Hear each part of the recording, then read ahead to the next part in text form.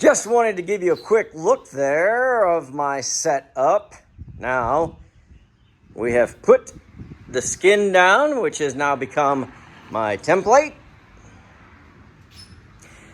So I will trace out the outside edges. You know how this goes. And then I'll take about an inch off the edge.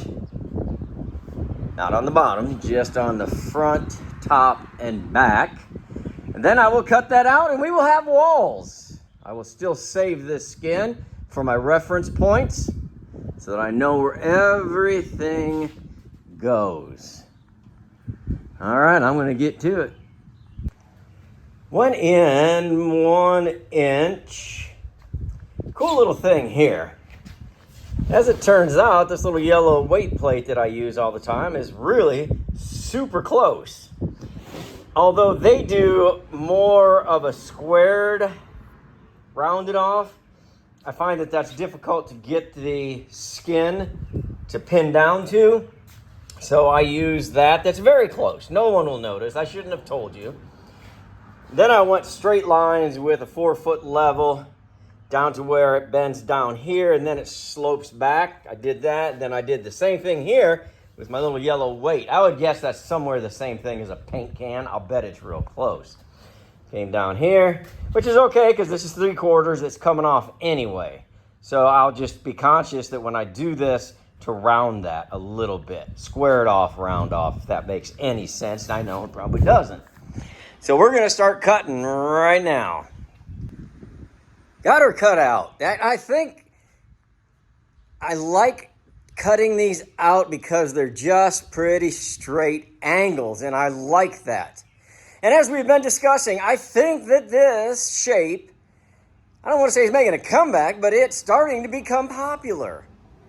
And I think it's because, obviously, the ones before this, the early 60s, are hard to find, are getting harder to find. And this one is, it's, little brother, here it comes. And it's rebuilding time. You're not going to find many of these that are ready to take out right now. So when you rebuild, as people have been doing, they can put something from the previous iteration. This 68 may have something in it from a 62. And then the interior can look a little more of the vintage, what they would think is vintage. Just gotta do a little sanding right there is all.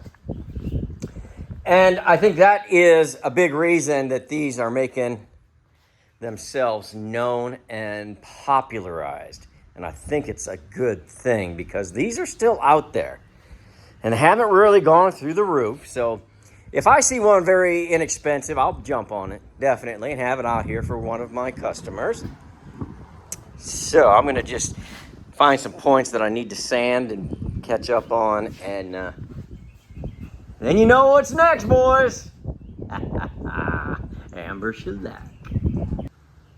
Couple of things going on. One is there are 3 roof panels, well, ceiling panels, stacked up right here. I've got the full front ready to go, and this is the bottom back. Is that right? That is correct. Yes. So that will get me pretty far. And the reason for that is I have been reunited with the love of my camper life. Amber shellac is back.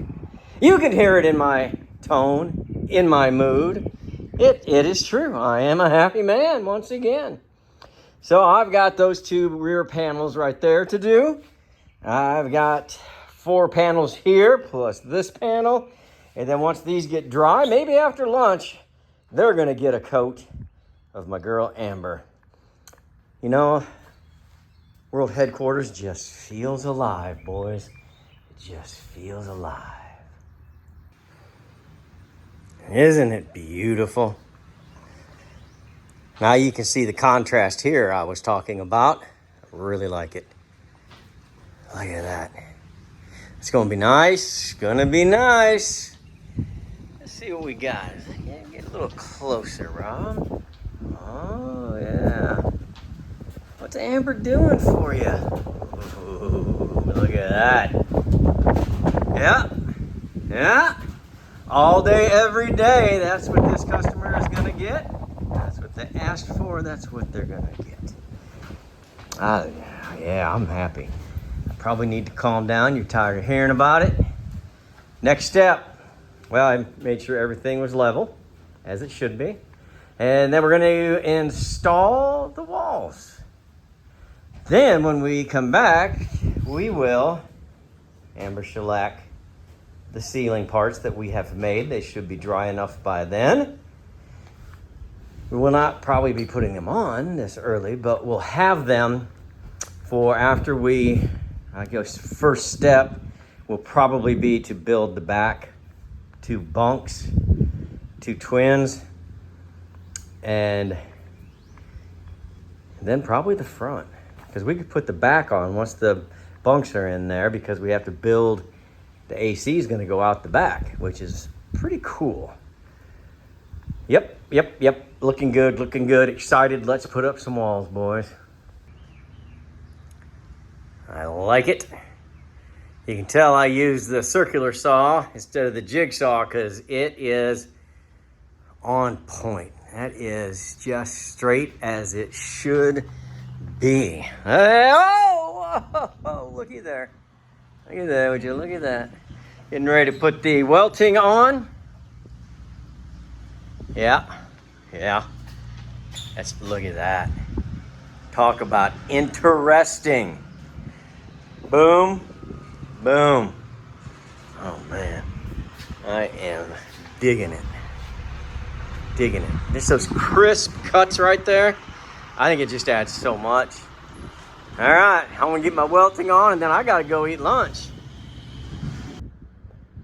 Got the welting on. I think that white is just spectacular. Just gonna make it look clean, which is what this customer is going for. Clean, classic. So that's gonna work. This is our twin beds. Little toe kick underneath. That's why that sticks out a little further.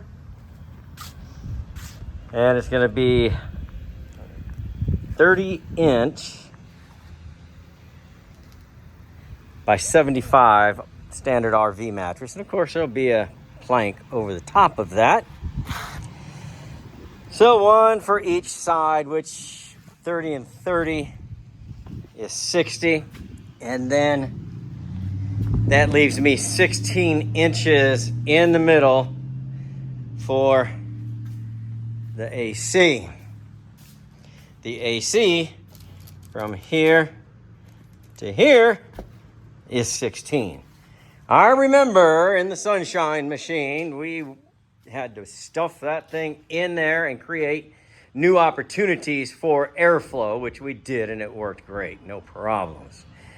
So, just got these braces on here until I finish up with the, well, what I want to do is I'm going to put in each one of these bunks. Now, this bunk, twin bed, that bed is going to come right up to and almost touch the door. So we squeezed everything we could out of it over there. It's going to be just fine here because we have the potty closet the whole length right here. So I think my next step is going to be to build the kitchen counter. So I will build the kitchen counter, I think, tomorrow. I've about got my 8 hours in today.